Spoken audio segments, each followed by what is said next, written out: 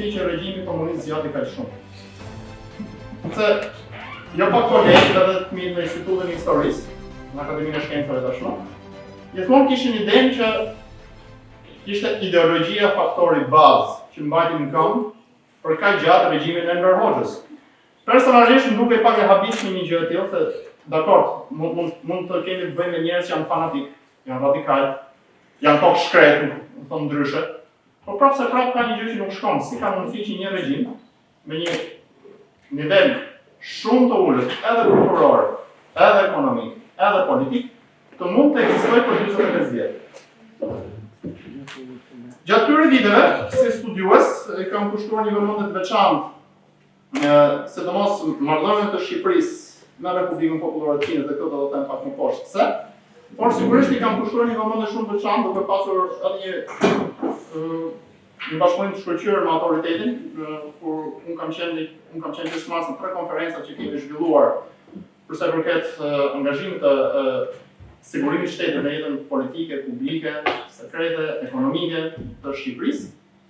Dhe aty kam kuptuar një diçka tjetër shumë veçantë, nuk ishte thjesht ideologjia dhe fanatizmi I disa njerëzve që bën të mundur jetë gjatësinë politike të Enver Hoxhës. Ky libër që do paraqes sot është pjesë e një studimi të gjatë, I cilin unë kam ndërmarrë prej më shumë se 10 vitesh, sa I përket qëndrueshmërisë politiko-ekonomike të Shqipërisë në epokën e luftës së ftohtë. Kam përgatitur një tjetër libër që I përket vitit nga nëntori 1944 deri në vitin 1949 për mënyrën se si u vendos regjimi, dhe shpresoj që këtë vit kalojmë në fund dhe Këshilli Shkencor të Institutit të Historisë të bëhet gati për votim, por sigurisht autoriteti patjetër do të ketë kopjet e veta. Ishte një studim që më ka ndryshuar shumë për të kuptuar mënyrën se si vendoset një regjim dhe mënyrën se si mbijeton një regjim. Në rastin konkret, unë kam marrë këtë studim që po paraqes sot. Ky është I fund vitit 2023. Ka kaluar në Këshillin Shkencor në tetor të vitit 2023, pak para se Akademia e Studimeve Albanologjike të pushon se ekzistuar dhe të bashkojmë Akademinë e Shkencave të Shqipërisë, kështu që mos u gënjeni shumë nga kjo se I përket kohës tjetër. Kështu që unë fillova këtë studim, në fakt më përpara më kërkohet të bëja një artikull në Institutin e Historisë për sa I përket viteve 50 të shekullit të kaluar, sepse më thënë vërtetën, nuk është e hishme shumë ta them, por ka jo pak mungesa studimesh për sa I përket viteve 50 të shekullit të kaluar me regjimin komunist të Shqipërisë dhe për marrëdhëniet e regjimit komunist me vendet e tjera. Kjo është një periudhë shumë specifike dhe për një rast shumë konkret, është e fundmit herë që Shqipëria nuk ka qenë izoluar. Sepse këtu ka pasur marrëdhënie me Bashkimin Sovjetik, me Hungarinë, me Poloninë, me Çekoslovakinë, dhe këtu është momenti I fundit që Shqipëria ka marrëdhënie, ka një lloj hapësire. Lejoheshin njerëz për shkuar në studime në vendet e Evropës lindore, sigurisht më të gjitha në Bashkimin Sovjetik, por shumë veta më kanë pyetur pse ke filluar pikërisht në vitin 1954. Këtu duhet falenderoj ish-ufesën time të dikushën profesorish Ana Lelaj që më dha një ide shumë të mirë 54. Kur kemi bërë konferencën bashkë të 2018-s për të mohuar nga regjimi, unë mendoj që Enver Hoxha dha dorëheqjen nga posti I kryeministit sepse I duke vetja shumë I fortë. Ishte I pathyeshëm, dhe spys për njeri. Shfarë ashtu.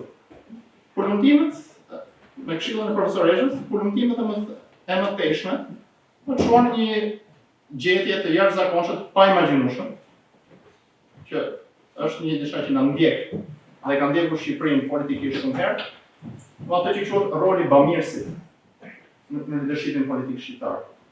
Dhe ky roli bamirësit nuk na është shmangur që nga koali bashkë të Helenës, kur shkallën pavarësinë deri në ditët tona. E fillova këtë libër në një kohë shumë të vështirë për të shkruar, sepse duke gjetur gjithmonë më shumë materiale thash në fillim, kjo më kërkuar në institut të ishte një artikull shkencor.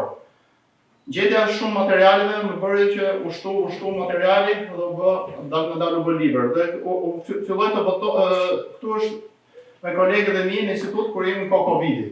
Jamon, Sonili, Afrimi, Hamiti, Ana, e Romeo Burakuqi. Tu kemi qenë gjithë me maske, gjithë më thanë, si e mirë nga mendja që do shkosh të kërkosh prapë se okay, bën breket për kace, u strukturua akoma më shumë si libër.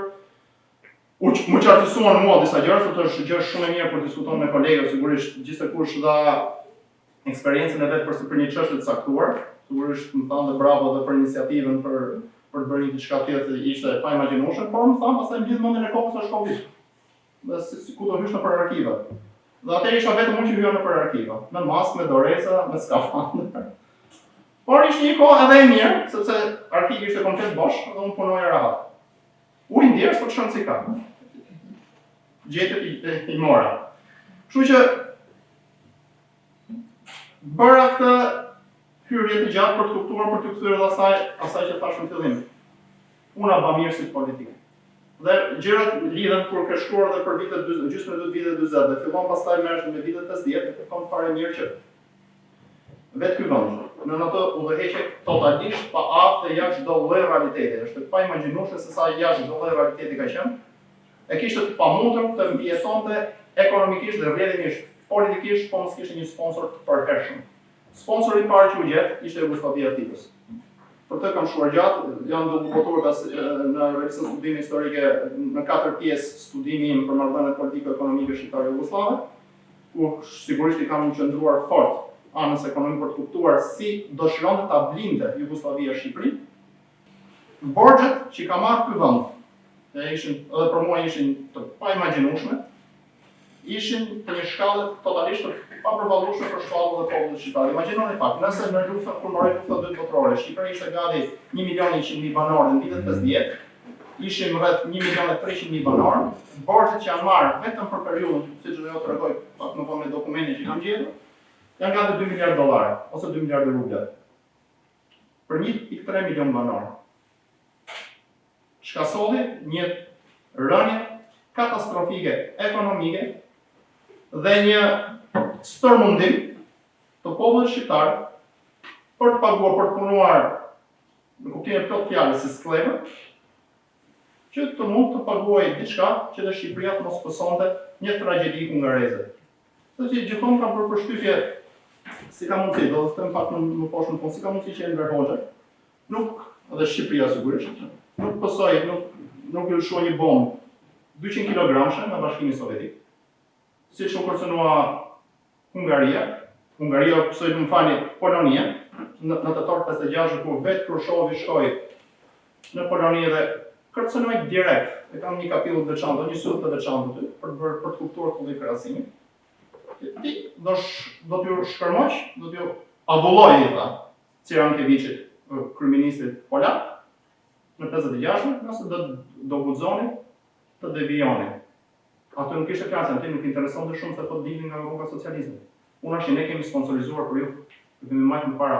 Dhe më bëra një lidhje tani që është konflikti në Ukrainë, presidenti aktual i Rusisë nuk paraqiti asnjë dokument, po thotë, ndoshta shokët tonë polakë kanë harruar ato që na kanë bërë $700 miliardë. Nuk paraqiti ndonjë dokument Putini, por këtë fjalë thotë. Dhe historia është e pamëshirshme, do të lidh shumë gjëra bashkë. Dhe shumë gjëra marrin përgjigje nga volontimet, nga kërkimi i saktë. Dhe këtu më lejoni të tregoj, kjo është e fundit. Këtë do flas pak në fund. Shikoni, do të ketë një tjetër në fakt. Këtu. Deri në 1990 shikoni sa kishin për të paguar, 1 miliard. Të gjithëve, i kemi, të gjithëve. 1 miliard të vëndë bit, 1 miliard e 60 milion $781.000, ose rrugë, se rrugë e kohës, herë 2% që i interesave, e kuptoni dhe pastaj.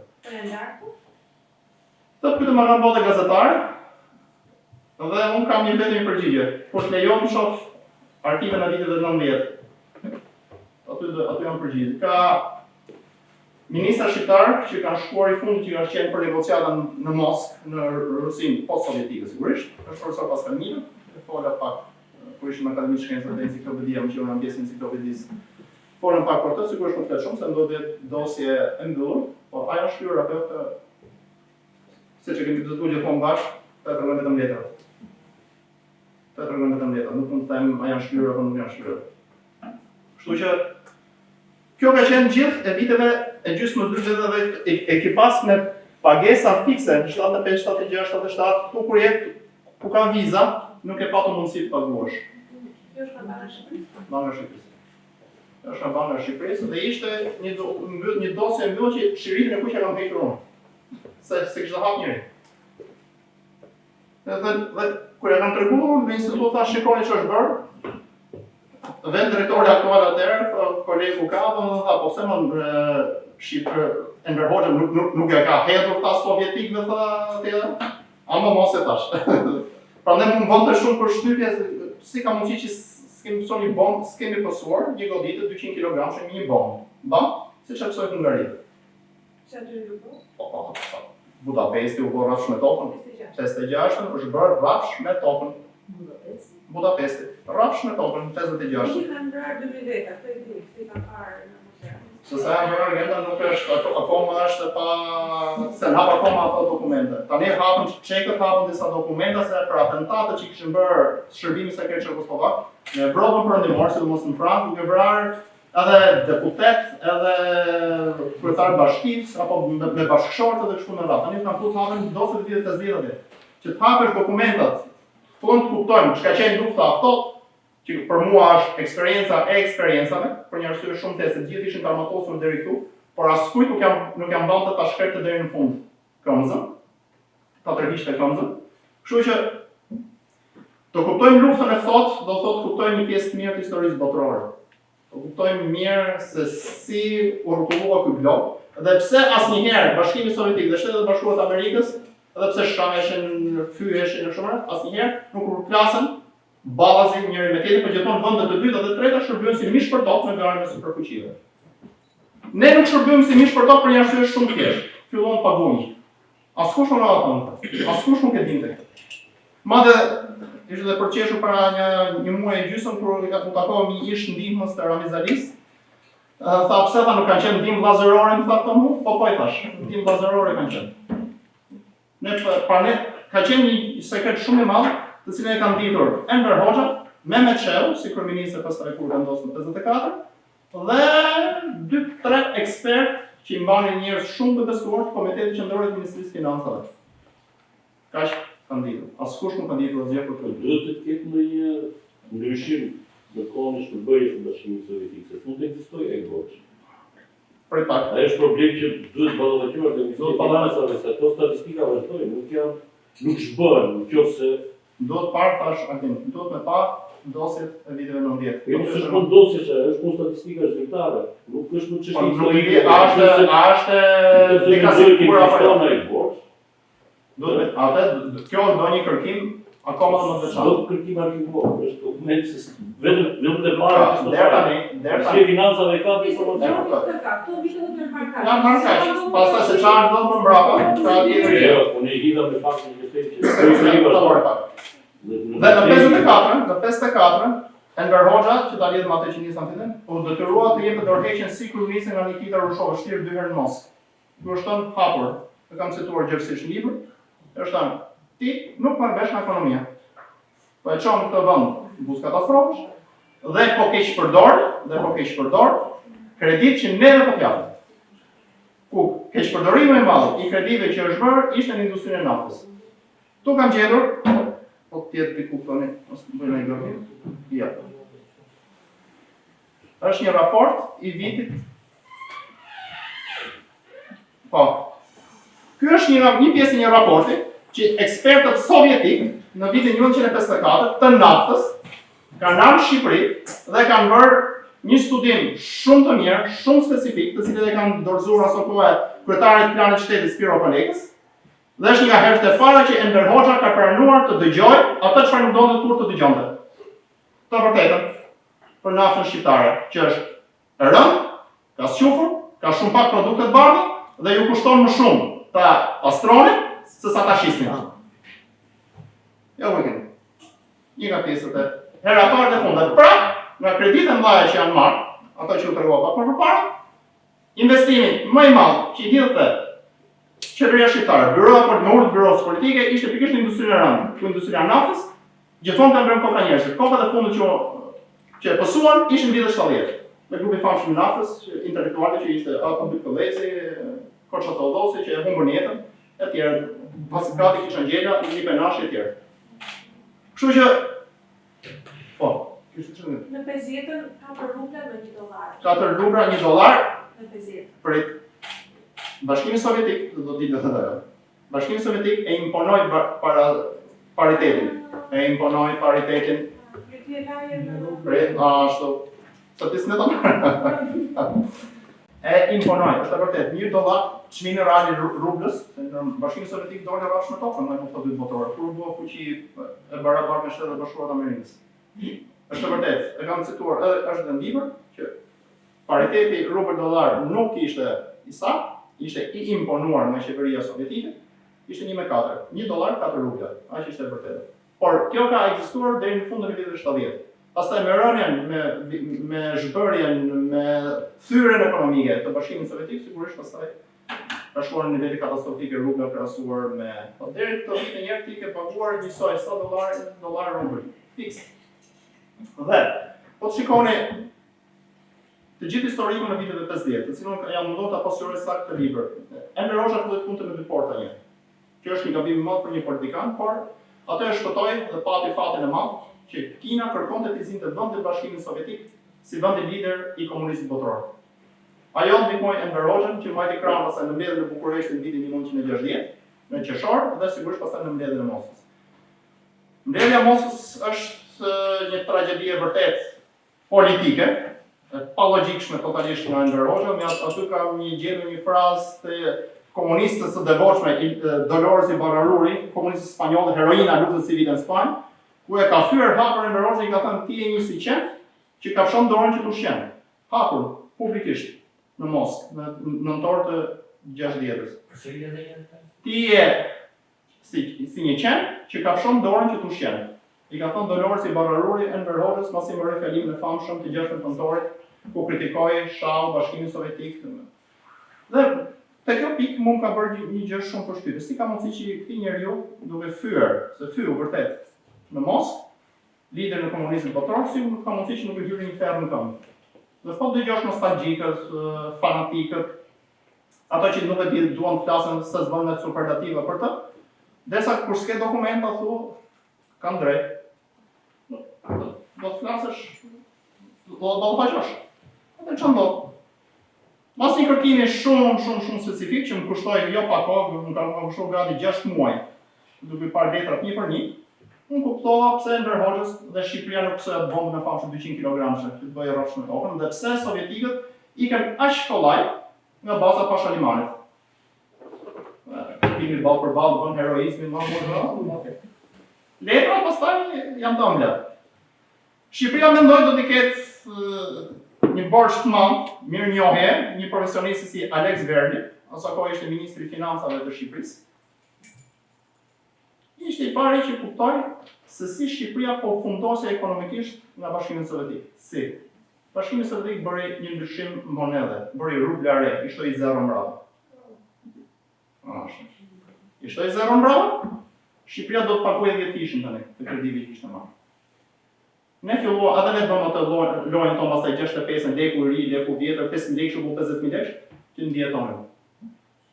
Po fillimisht ka qenë, unë kam gjetur edhe negociatat që ka bërë profesori Elias Fishta, asokoj, historian ekonomist në Bankën e Shqipërisë, bashkë me Spiro Bokallin, drejtorin e Bankës së Shqipërisë, që kanë shkuar me urgjencë mas fjalimit të Enver Hoxhës, në dhjetor të 1960 për negociatat që thonë aman Bashkimi Sovjetik së mbaruan. Asu me zori kanë pritur. Madje vetë Elias Fishta thotë që drejtori i bankës negociant na ka pritur te dera, as nuk na ka ulur në tyrezën e bizetimeve, dhe kjo ishte një kohë shumë e madhe. Në Shqipëria filloi të paguante jo vetëm ato, po Kinën, Çekoslovakinë, Poloninë, Hungarinë, Rumaninë, të gjithë çuan letra te Banka e Shtetit Shqiptar ose te Ministria jonë e Financave, që tani pagesat e kredive do bëhen me kursin e ri të rublës, me 0 euro. Dhe vetë Elias Fishta, jo më kode kam cituar të plot, nga jone, ku e thot shprehimisht. Gjoni thot në raportin që i ka dërguar Komiteti Qendror. Gjatë diskutimeve tona, caktimin e kursit zyrtar midis legut dhe rubllës së re sovjetike nuk gjetëm të një mendim as i pala juaj, pra për sovjetikët, nisëm nga fakti se kursi zyrtar për 12.50 lekë për një rubëll të bëhet të shumëzohet me 10 fishi, duke bërë që ky lek të jetë 125 për një rubëll. Erdhi jetë. Dhe këto nuk kanë lëshuar fare të. Tu guxon dhe ndërroja mos paguon? Nuk ka kujtim. Tu kam gjetur. Ja, këto janë fitë të zilë, fare të paguon. Dyta. Ja, kjo është një lirinku.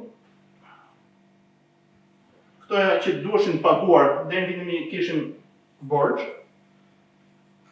Këtu është sa duhet paguaj, me clearing edhe me. Dhe këtu e kam gjetur gjithë gjërat e kërkuara, 295 milion Bashkimi Sovjetik, etj.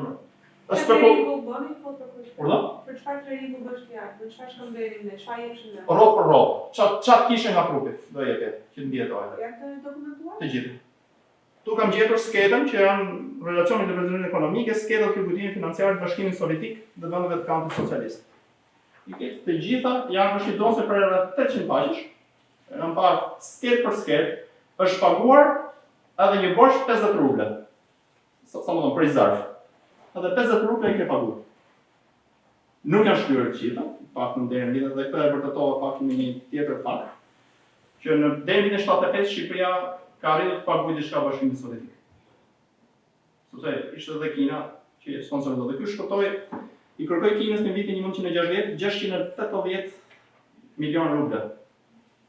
Kina nuk i dha, në 61 prapë që Spiro Kolega kur ka shkuar në Pekin për negociata të fshehta dhe ka marrë vetëm 500 milion, që mori pak frymë. Mori pak frymë në thonë vërtetën, dhe shpëtoi pushtetin.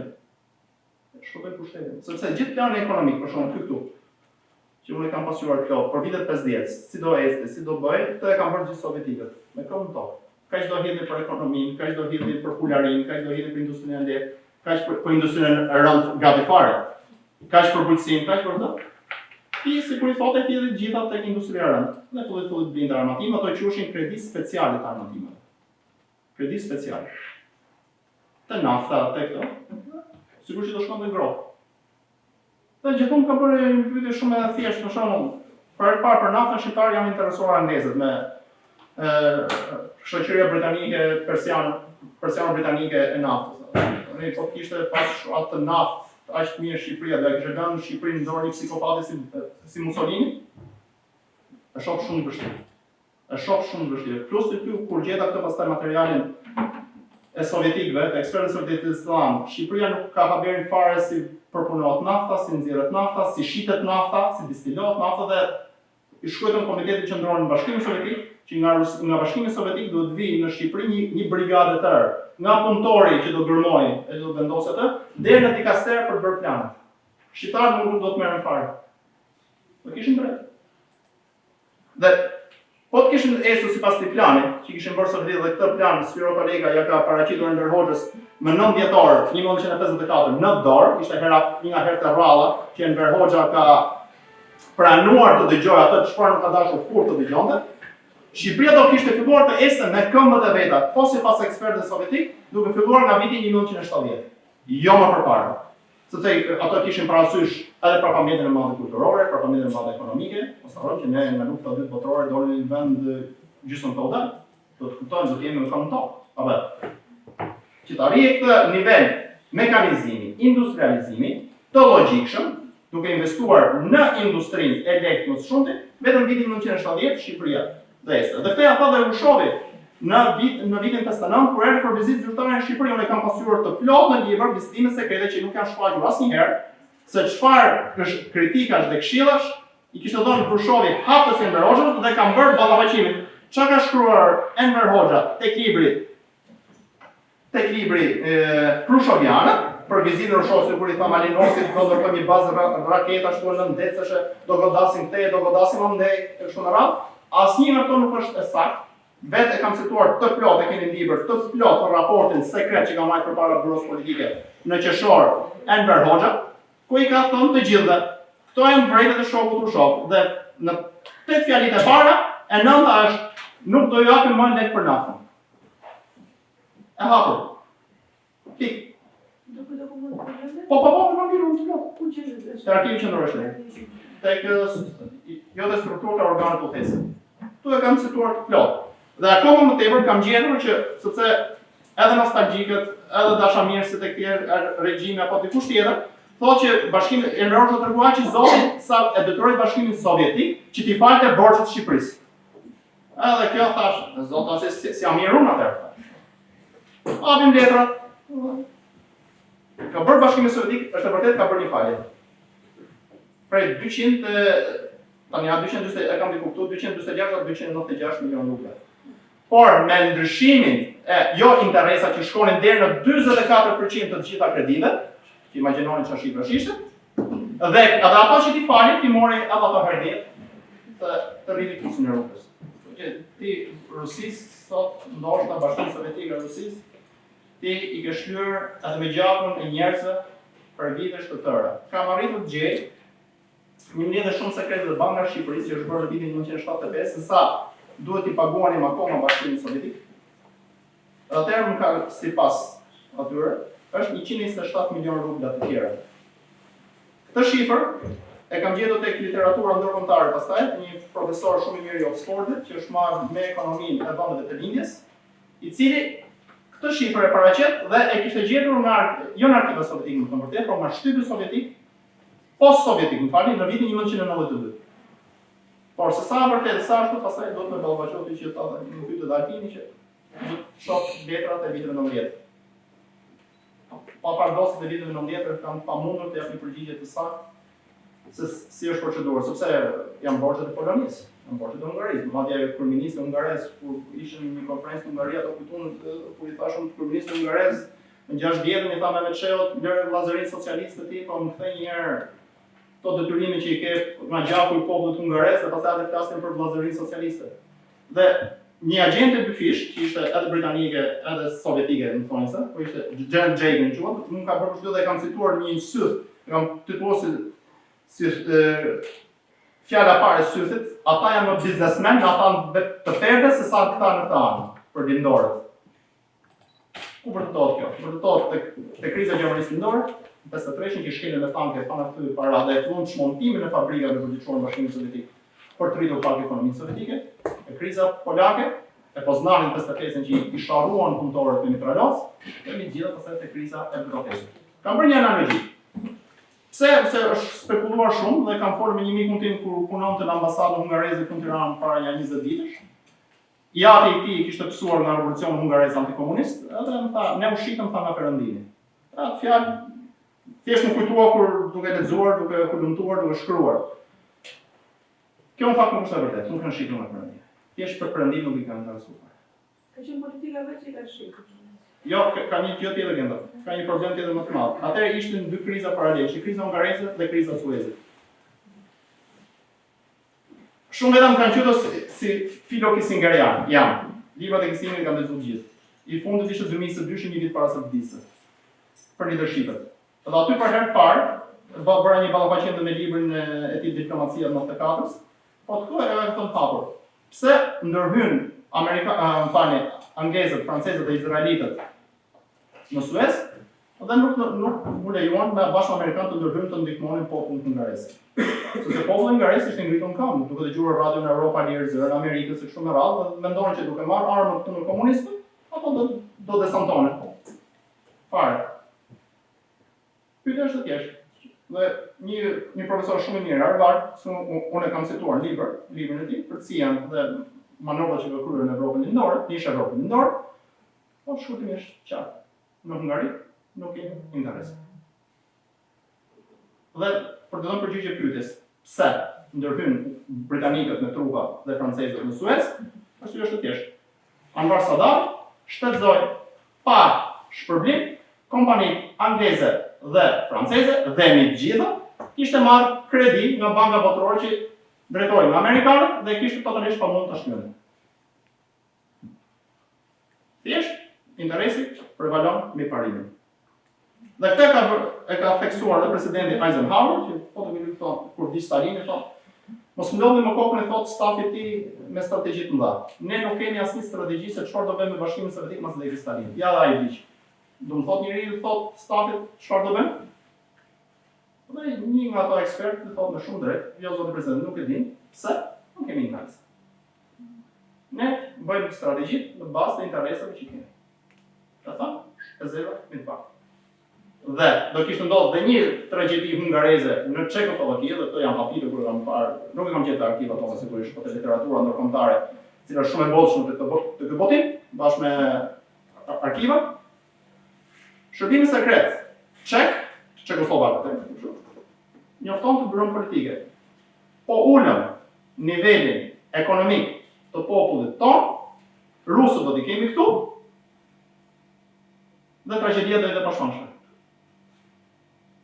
Kështu që nuk është e rastësishme që Çekoslovakia ishte vendi më i përparuar i gjithë kampit socialist. Me tregti të jashtëzakonshme në linjën e mesme në Afrikën subsahariane, jo në Afrikën Veriore, si ishin francezët dhe anglezët, dhe janë shpenzuar me miliona dollar nga qeveria çekoslovake dhe shërbimi sekret për të çuar në ndikimin sovjetik. Edhe vetë sovjetik kanë ndihmuar jashtëzakonisht shumë në forcimin dhe shërbimin sekret çek, në përfundimin e mëtejshëm të mundësive. Dhe kjo është puna e Egjiptit. Prandaj anglezët dhe francezët ndërhyjnë me vrap në Egjipt, siç ndërhyjnë me vrap në grushtin e shtetit të famshëm në Iran. Mossadegh, intelektual, jurist, kupton dhe nga ekonomia, por shtetëzoi firmat angleze dhe amerikane pa shpërblim. Ato kishin 60 vjet që hidhin para për naftën atje, me kontrata të rregulla kështu me radhë. Që do thotë, këto e kuptova mirë nga libri Kisini dhe nuk ka largim pa shpërblim. Do të kuptojmë mirë interesin. Dhe këto unë i kam mëshuar jashtëzakonisht shumë tek gjithë artikujt që kam shkruar së fundit, te librat patjetër, ande tek libri për shembull i vitit 44-49 për shembull, që po pres të kalojmë këshill shkencor tani. Thjesht fare, me dash shtylla, doktori i famshëm, letër hapën për Roxhës. Populli po vdesurie sepse po menaxhohemi keq. Thash, bravo. E pa imagjinueshme, e kam cituar atje gati të plotë. Është çike të gjatë. Po menaxhohemi keq.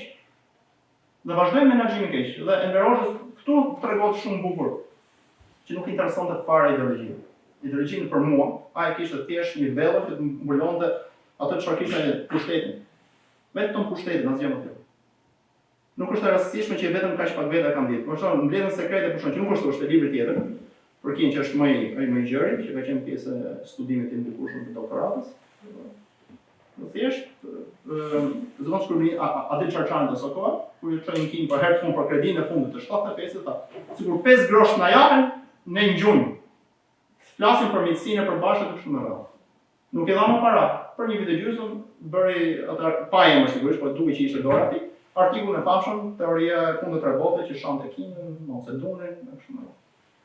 Po të shante mirë Khrushchevin, tradhtari i madh, kur s'ka lënë konferencë byros politike apo konferencë banale partije, pa thënë që pa Bashkimin Sovjetik nuk mund të trojmë asnjë minutë, ashtu siç fliste në gjysmën e dytë viteve 40, që pa Jugosllavinë e Marshallin Tito s'ka Shqipëri. Interesi është pushteti, asgjë më tepër. Mbaj pushtetin me çdo formë, me çdo mjet. Edhe me një arritje tjetër, që prandaj nuk është e rastësishme që gjithmonë janë goditur kokat e këtij kombi intelektualët, fillimisht në gjysmën e dytë viteve 40 me klerin katolik, pastaj intelektualët të tjerë ushtarak në vitet dhe ekonominë në vitet 60, me goditën fatale pastaj në vitet 70 në art, kulturë, ekonomi dhe ushtri. Dhe prandaj Shqipëria ishte kaq shumë e papërgatitur kur ra sistemi komunist. Sepse që të ndërtosh një njeri që të drejtoj, është unë e them atë, do të marrësh një gjypër dhe të hapësh një pus, që do nja 30 vjet, të hapësh hapet gruka pusit me gjypër, kështu është ta formosh njeri. Ta marrësh 18 vjeç, ta çosh shkollë, ta mësosh dishesh, të flas, të komunikojë, të qëndrojë, të ditë qesh, të ditë vetë përmbahet. Mos ta thot asnjëherë fjalën e fundit, fjalën e parë, se s'ka asnjëherë fjalë të fundit në politikë, ka gjithmonë fjalë për të arritur atë çfarë synohet. Është shumë e vështirë. Prandaj ne ishim aq shumë pa përgatitur për të përballuar një botë monopolare as apo me që ishin krye Shtetet Bashkuara të Amerikës, dhe shikoni çfarë probleme shmaja po na ndodhin në sot në botën multipolare. Do kohë të formosh një ide, do kohë të formosh njerëz, do kohë të formosh një strategji, do kohë të formosh një doktrinë. Ku është shina që ecim ne? Shina që ka ecur gjithmonë Shqipëria ka qenë, ata shohin gjithmonë një fuqi të madhe. Këtë bëri Ismail Qemali kur shpalli Barazin, ishte fuqia e madhe ishte Austro-Hungaria, kush e kishte mirë me Austro-Hungarinë, ishte mirë në Shqipëri. Pastaj ishte Italia, pastaj një periudhë shkurtër Gjermania, Jugoslavia, Bashkimi Sovjetik, Kina, Shtetet Bashkuara. Kemi ne një doktrinë ku janë shinat tona? Kështu ndërtohet. Shiko, edhe bota që ka ecur kaq shumë përpara, nuk është se është ndërtuar nga dëshira, nuk ka dëshirë, ka patur logjik. Shtetet Bashkuara të Amerikës për shembull, në vitet 1800, në shekullin 19, thjesht kuptuan logjikën, na duhet një herë izolim, po pa goditje ekonomike të brendshme dhe pastaj kur bëjmë pasurinë e dur, do t'ja japim botës. Dhe bota do ecë sipas rendit tonë. Siç po ecën në sot kësaj dite, nuk ka filluar strategjia amerikane për drejtimin e botës mas lullës dytë botërore. Ka filluar me doktrinën Monroe 1832 që gjasmi ishte izolacioniste, por në fakt ishte akumulim fillestar kapitali. Pa para, nuk e sukses. Po dhe pastaj burr xhepat plot një herë dhe pastaj hajde të flasim për gjëra të tjera. Por nuk mund të shkosh gjithmonë thjesht lypsare. Këtë kemi bërë gjithmonë. Gjithmonë në ndërrosh ato vetëm dorën shtrirë. Shtrirë, asgjë më tepër. Dhe me qita pastaj më të pyetja, kush i ka paguar këtë para, nëse janë paguar një herë, edhe ato që janë paguar sot kohë. Se shikoni se ka dhe marrëdhënie të tjera, këtë e kam dhënë dikur, nuk është pjesë e vit, sigurisht është e vitit 1980. Shikoni një gallat të madhe këtu tani.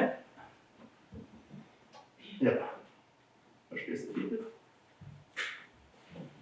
Shikoni tani, këtu është Mehmet Shell, është një student që kam bërë, 1980, ku ka thënë 10 milion yuan tregtari kemi Kina ose 5 miliard dollar. Dhe thot tani, shikoni çfarë kryeministri, me që Kina, vetëm Kina. Ky është vetë 1980, një vit para se të vdiste. Letrat e bankës që i kanë. Këto e kanë dhënë seleksion para një vit e gjysmë të Bankës së Shqipërisë. Po e mora këto ta sjell. Shikoni çfarë logjike. Thot, duke marrë parasysh dëmet e shkaktuara nga ana e RPK-s, sipas pikës 1 për RPSH, do të thonë Kina na kishte bërë neve dëm. Ne kemi marrë borxh, ato na kanë bërë dëm. Thot, nuk e kemi bërë, nuk do t'i paguajmë ne Kinës 5 miliard, por do të na paguajë prapë Kina neve 5 miliard. Tonë tani e shef të letër kryeministër, shtet të marrëzirë. Pastaj këtu s'ka mundësi. Pastaj këtu më kanë ngelur kështu. Është vitin 1910 dhe më ka rezultuar pastaj deri në 31 dhjetor që sigurisht që nuk guxoi, donte fat tjetër, po deri në mund ka rezultuar që deri në vitin 1931 dhjetor 1980 Shqipëria ka shkruar Kinës gati 1.7 miliard yuan, që janë gati 1.1 miliard dollar plus minus, me 1.78 ka qenë atëherë. Kështu që më kam tokë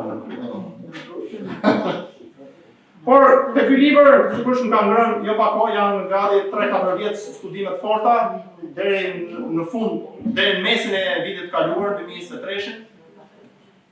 Që më desh të edhe ballafaqoj. Problemi më pas kisha te ballafaqimi.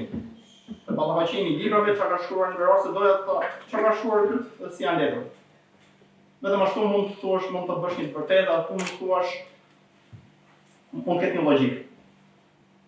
Dhe mund të ketë një logjik edhe jetëgjatësia e tij. Jetëgjatësia e tij politike, po them. Kjo është logjika. Kjo është borxh me kinezët e zbritë gjitha kontratat e paralizuara. Do të më pa letra vitin 90. Do të pa. Prandaj ka Unë thash deri ka thënë ai po, se sa Altin, po nuk pam letra, nëse gjithmonë kemi bërë një gabim shumë të madh. Kemi cilësuar historinë sipas shefit. Historia nuk është sipas shefit. Është letër. Si është shkruar, si jemi ne dy, si jemi marrë vesh me njëri tjetrin për një X biznes, për një X kontratë etj.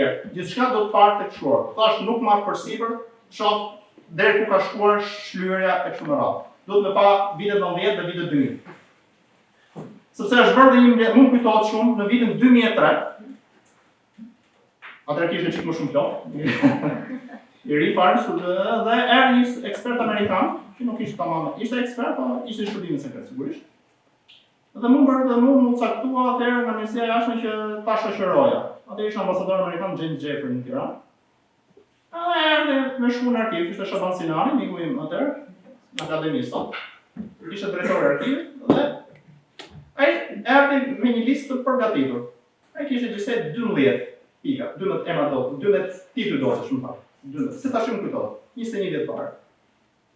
Vojtek Masni quhet, nuk e di as gjasë sot sa ditë. E ishte i arratisur nga Çekoslovakë, prindët e tij ishin të arratisur, ishte diplomat i lartë i ati, mas vrasës Jan Masariku që e hodhën nga dritare, dhe grushtet e shtetit që bëri Bashkimi Sovjetik, familja e tij u arratis në Amerikë. Edhe erdhi me 12, se tash më kujtohet, me 12 pika. Sigurisht ato vë dosjet.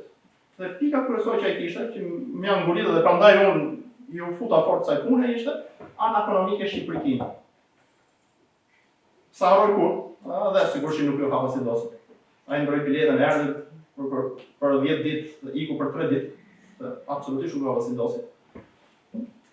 Por Shaban Sinamja miku im tha pastaj, por atë tha do heqësh dorën nga shërbimet sekrete.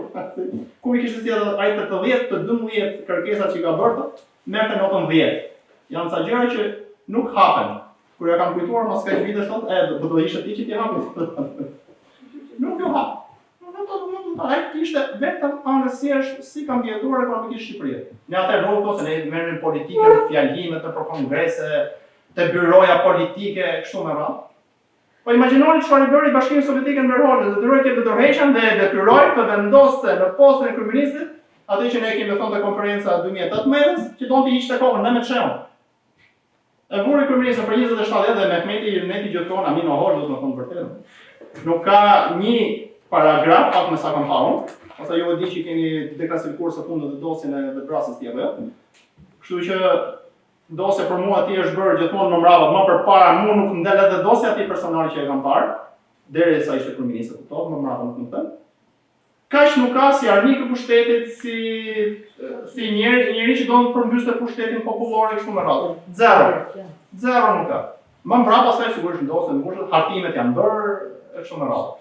Por, ky kryeminist që zbatoi çdo porosi të ndërhoj, çdo porosi në kuptimin e plot të fjalës.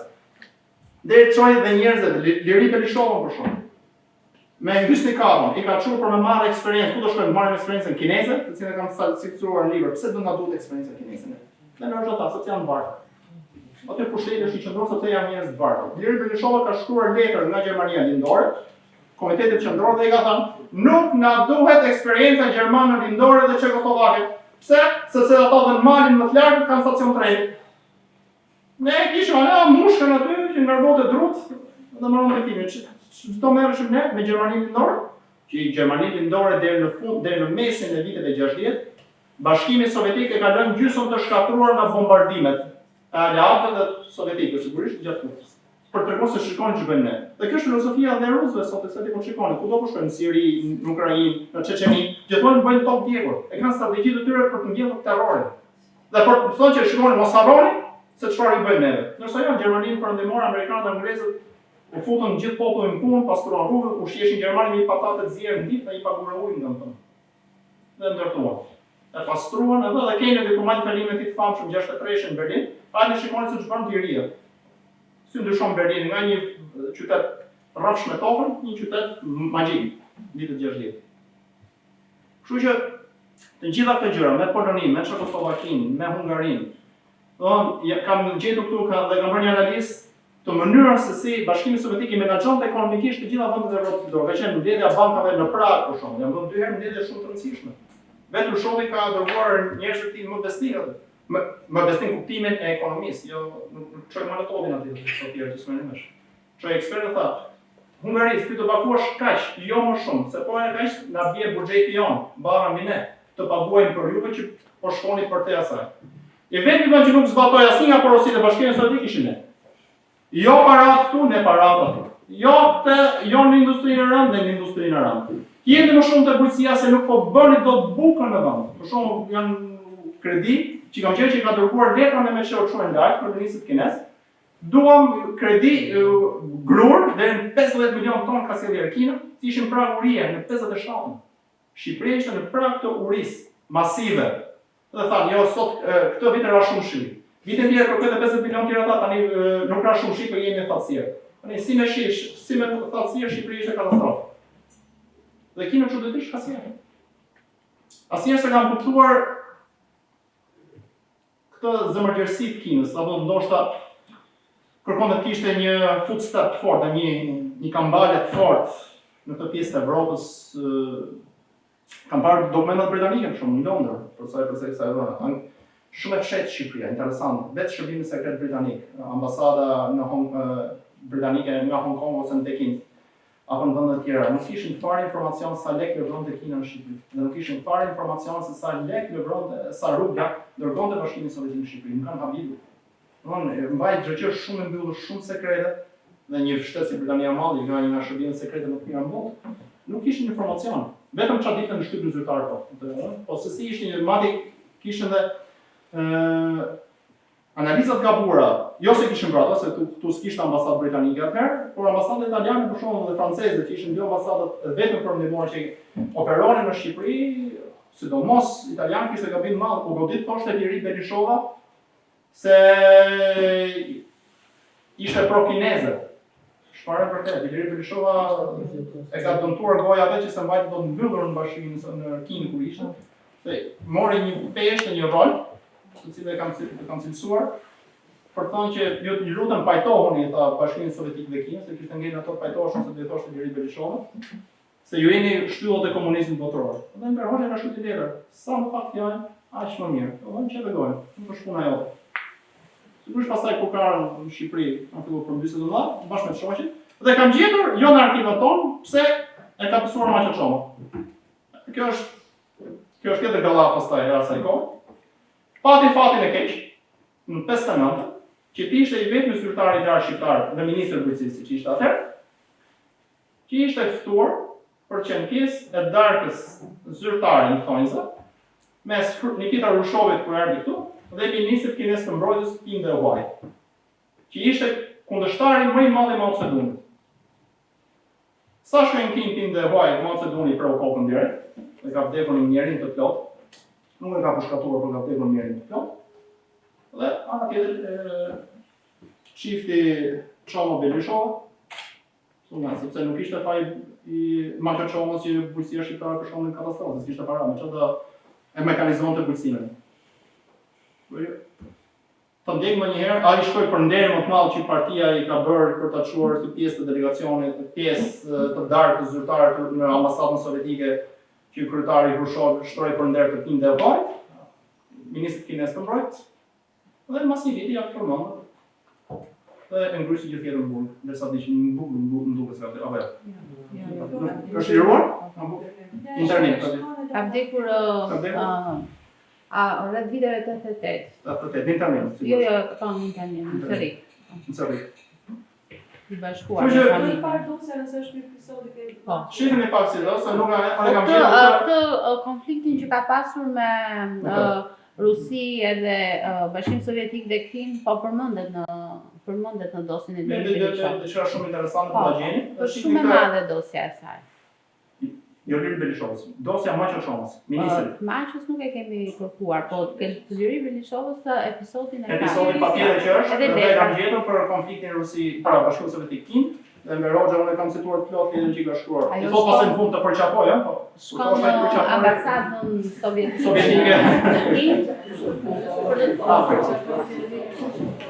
Kështu që ka patur shumë papritur plumtimi im. Këtu janë gjitha të bordet që thash që janë nderë për shkruajnë të 80, por nuk janë të plotat këta. Plotat janë këtu.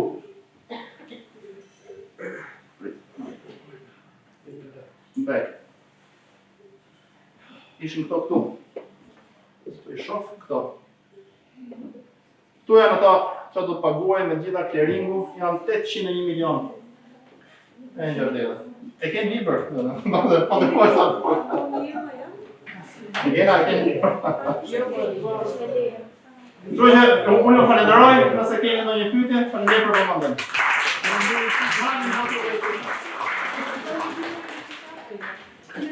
Ja, kam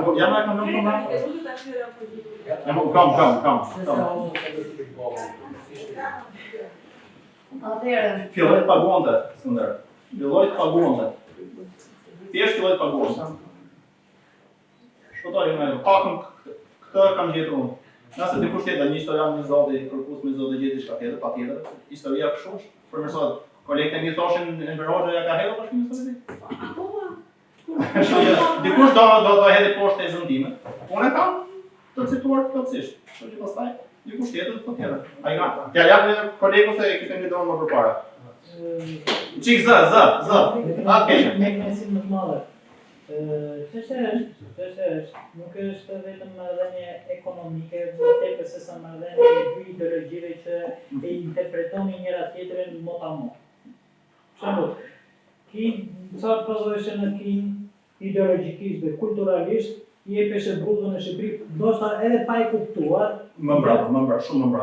Jo në këtë periudhë. Mas 66-s. Që nuk e pise propaganda. Është pjesë e pra tjetër, por mas kjo që thuat është e vërtetë, po mas 66-s. Jo tani. Tani nuk ishte të thonin si të ndjetojmë. Mjetesa ishte thjesht mane. Para. Mbaron të filmet. Nuk e thash më punë fillim që është periudha e vetme që Shqipëria nuk ka qenë izoluar, e vetë izoluar. Se Kina njëra kilometra larg, ti këtu e bëre 8 me gjëmba, dhe kam qenë një sigurimi i shtetit asë kohë, për të thënë çik sigurimin, ka çuar unaza pa fund të Banka e Shqipërisë, masi kur filloi kjo që çori letra Bashkinë Sovjetike që kanë dëshuar kursi i rublës, i kanë shkruar njerëz unazat në gishtat, dikush mund ta mbante një unaz familje në pakujdesshme në gisht, i quaj shfaqje e huaj. Gjashtë vjetra. Kam gjetur dokument pafund siguri që çonte raporte bankës së shtetit shqiptar, që i kam gjetur aty. Që kam gjetur unazë. Unazë kanë shkuar njerëz në rrugë dhe filloi një goditje e madhe nga Gjirokastra deri në Shkodër për gjetur Florin. Kush i ka fshehur ende Florin? Kush i ka fshehur gjeni Florin shpesë mbaruan. Filluan një fushat të tërë për shqiptarë të vdekur jashtë, që s'kishin lënë trashëgimtar, ta raporturit, në vitin 60. Qa kanë lënë shtëpia të tjera, të marrën të shesin të bëjnë, të paguajnë. S'kishin të paguajnë. Thash, e shpëtoj, krisja madhe ideologjike në thonë, që si ishte fare ashtu, sepse gjeta prapë pse Khrushchevi u përplas me mamë, se kërkoi baza të tëra në bregun kinez, në 57-ën, Bashkimi Sovjetik. Në mamë e tha jo. I radhë ta vënës me grushbi.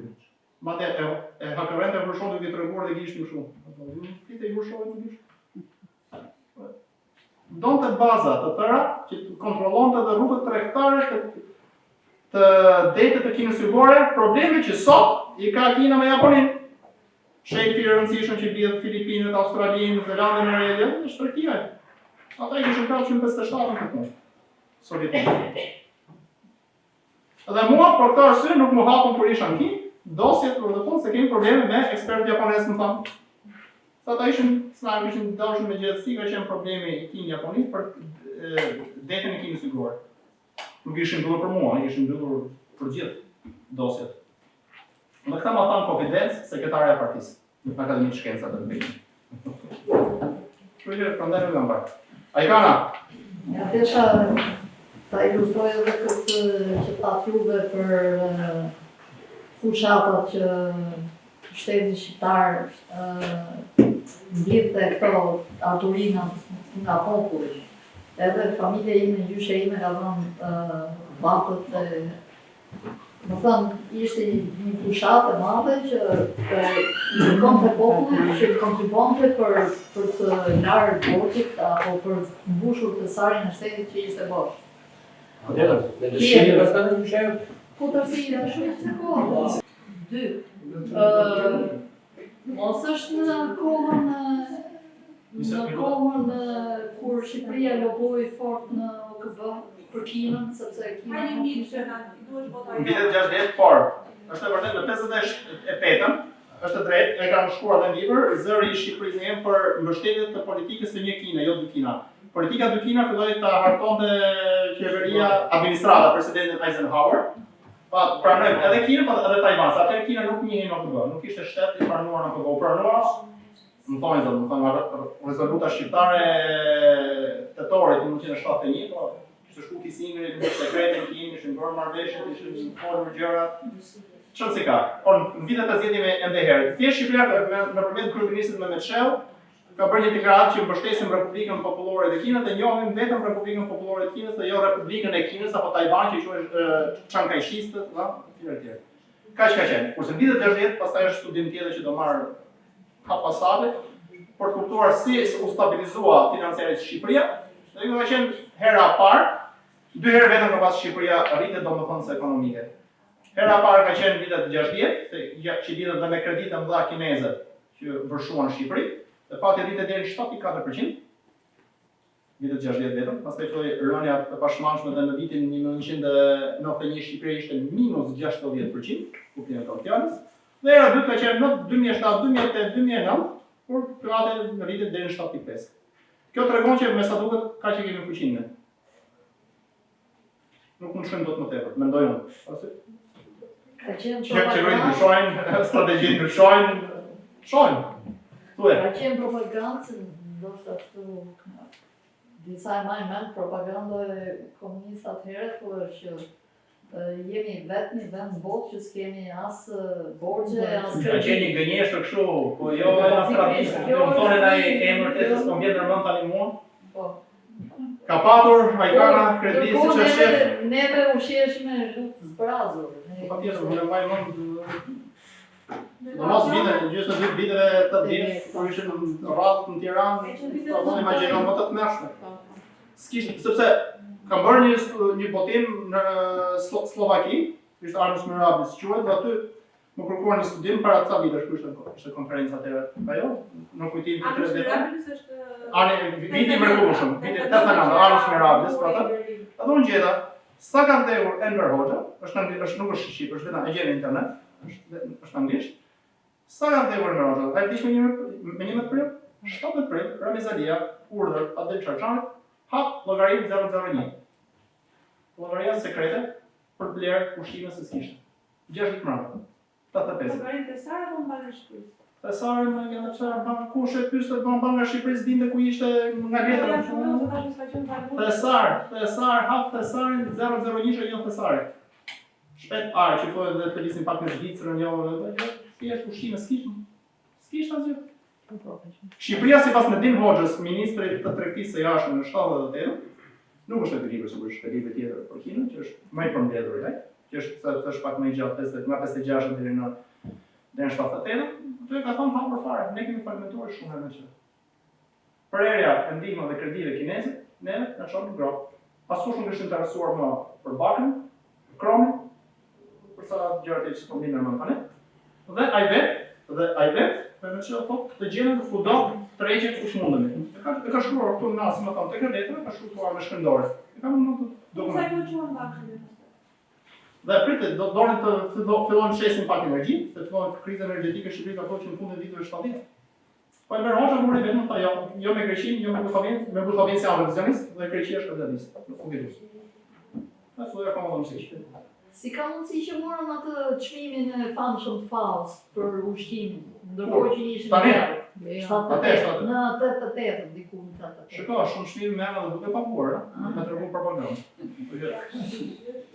Është kjo. Jo, s'ka mos kemi asnjë dokument. Dhe tani jo. Po e gjeta, do të marr parë në telefon. Faleminderit. Do të marr direkt në telefon. Tash nga arkiva jote, do të thotë për këtë pjesën e bashkëpunimit është një gjë që e pyesim të gjithë. Edhe do ishte bukur ta Do shikoj, është diçka për Pasha Limani këtu, por nga është në arkivi qendror. Do të përshtyrim të çka ka ndodhur aty. Erdhën ikën, unë mendoj që erdhën dhe ikën sepse morën ato që kishin marrë, morën dhe këtu. Ka qenë çështje shantazhi, edhe mos i Po dhe ti mendon që Bashkimi Sovjetik shikoni. Pse sot Shtetet e Bashkuara të Amerikës kanë baza në shumicën e vendeve të botës? Sepse rezulton që janë vrarë njerëz aty. Do të thënë, vrarë rusë, vrarë shqiptar. Po lexoj raporte kështu në proxy, jo. Ajo do të parë. Pastaj parë. Çdo shtet që jep kredi dhe këtë e ka bërë para Britania Madhe. Kur ishte diku shteti numër 1 në botë. Ja ku ke krizën e Greqisë të borxheve. Një sekond. Jo do të si ka filluar, sepse historia thashë do të kap një herë dashur, do të kap nga brirët shumë herë, do të kapet tani po, mos i ka ngul brirët. Çdo shtet që jep borxhe, jep kredi, krahas flotës tregtare, çon dhe flotën ushtarake. Që garanton. Që garanton se do të marrë ato para. Sepse ngatrohet gjithmonë këto kanë cilësuar, ngatërohet, jo më nga kanë folur emri ja 2 deputet tjerë që ngjerën mos e ngatërroni tërheqjen me disfatën. Disfata është tjetër gjë, tërheqja është tjetër gjë, se folën për Vietnam, jo humbën Amerikan Vietnam. Dëgjoni këtu thash. Fjala humbje, disfat, është kur bie sistemi që ka mbështetur X luftë. Nuk më duket se Shtetet Bashkuara të Amerikës tjera sistemi mas tërheqjes në Vietnam apo mas tërheqjes në Afganistan. Apo në Irak, ku ishte? Është sistemi. Sistemi që mban në këmbë luftën, tregon fiton apo bie. Rastin konkret, për shembull, sistemi që mbajti në këmbë luftën në Afganistan i Bashkimit Sovjetik, dështoi sepse aty ajo quhet humbje, se ra sistemi. Kur bie sistemi, atëherë kemi disfat. Kur ti tërhiqesh pasi ke nxjerr lekët e tua, ke bërë tregtim tënd dhe ke mbushur xhepët, s'ka rëndësi fare. Një fakt që si o bëri pyetjen Genda, fakt që dokumenta nga arkivi jo nuk është se keni përdorur për të studim. Keni indicie, po s'keni përdorur. Po DSS-s po. Po, Jo, të kjo, shumica nga qenë arkivi qendror shtetit. Edhe Ministria e Punëve të Jashtme. Kam përshtypjen që duhet të keni fond pasur dhe për këto. Kam thënë që javës tjetër më njofton në telefon që më zhbër gati certifikata sigurisë dhe i herë, kështu që do vi, as edhe do ulem tamam.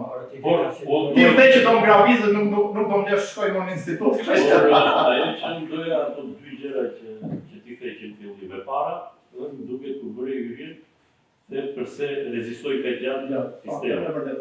Dhe e dyta, pjesa e garantori, pjesa e nuk e di se si e këtyre kreditive Bamirësit. Pra ti gjithë këtë evolim e li vetëm me ndihmë, vetëm në momentin kur ti që s'ka ndihmë. S'ka ndihmë, Shqipëria më refund. Zona kredia para është dhënë 1945 nga Bashkimi i Sovjetik, s'po flas për ndihmat e UNRWA-s, që janë tjetër gjë. Ndihma, edhe ka marrë pak $31 milion ose po, nuk e pak, për 45, një vend sot nga UNRWA, pas UNRWA. Bashkimi i Sovjetik ka dhënë kredinë e parë që e ka marrë me interesa $1.6 milion në 45-ën, e kam gjetur dokumentin përkatës, i Enver Hoxha i ka shkruar Molotovit ose po, me që ishte edhe ministri i punëve të jashtme, edhe ministri i mbrojtjes kombëtare etj, edhe kryeministri sigurisht. Kanë marrë kredinë e parë nga Bashkimi Sovjetik dhe pastaj ka ftuar nga 47 deri në 58 në shkredia 59 në tipor 2, kredia e fundit, ka kërkuar kredi 160-ën, nuk është dhënë, sepse sigurisht nuk është dhënë. Pastaj ka qenë gati 18 kredi kineze, diçka e tillë këtu i kam, 18 kredi kineze që janë dhënë Shqipërisë nga 1954. Unë e dia gabim. Kujtohet se kredia e parë kineze ka qenë në 58-ën. Kështu sa përqind e GDP-s e ke bërë? Ka qenë e këshilluar me 67%. Edhe aty shkoi. Ka shkuar shumë më tepër se 67%, se ti shkove minus 60%, shkove, kështu që do ke shkuar, derisa ke shkuar në minus 60% në 91-shin, do ke qenë patjetër 120% borxhi pronshëm. Nuk e ke bërë të llogari. Këtë jo. Po derisa ka kaluar në 91-shin, shkove minus 60, deri 60 që është me ekonomi që është limiti që është tavani, ka shkuar minus 120 patjetër. Te 120 që patjetër që në borxhi. Po ka qenë borxh shumë i rëndë. Nuk është faktor borxhi vetëm, është një ekonomi që nuk funksionon. Nuk ka nevojë që të përmbytet në borxhi vetëm. Po problemet e tij borxhet kanë përmbysur edhe qeveria, ja ke Greqinë, fund pa Greqinë. Islanda, bora, Italia për pak, Italinë shpëtoi vetëm se ka 60 milion banor, që është treg i konsiderueshëm. Edhe investimenca, investimi është shumë e rëndësishme, po vetëm Do të di- informacia. Ato që drejtojnë do të kenë parasysh një gjë që siç thoshte Hrushovi dhe kishte shumë drejt, çdo gjë do të bëhet me laps në dorë, thoshte në Europë. Laps, ulu. Tash Noveti ka qenë ekonomist? Kush? Jo. E mbajnë kot sikur Kush ka qenë në këta të Abdyl Kollesi. Vetëm aty. Abdyli Kiçëngjela ka bërë dhe një raport shumë të mirë se tashim që më kujtua edhe ai i thënë Berhoxhës mas Alex Verdi, që ai ka qenë shumë i mirë. Aleksi është i japi profesor?